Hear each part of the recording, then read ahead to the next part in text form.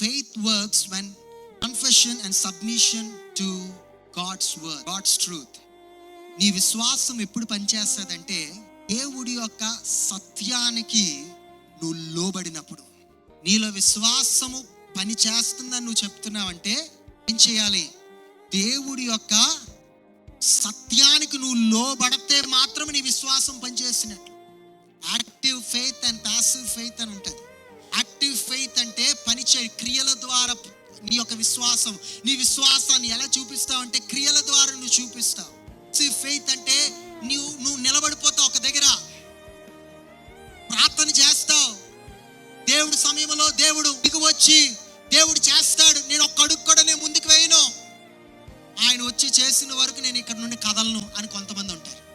కానీ దేవుడు ఆశించుచున్నది అటువంటి విశ్వాసము కాదు, పనిచేసే విశ్వాసం, క్రియ రూపములో చేయుచున్న విశ్వాసాన్ని దేవుడు ఏం చేస్తున్నాడంటే ఆయన ఆశించుచున్నాడు. ఈ దేవుడి యొక్క సన్నిధిలో నువ్వు మౌనముగా ఉండద్దు.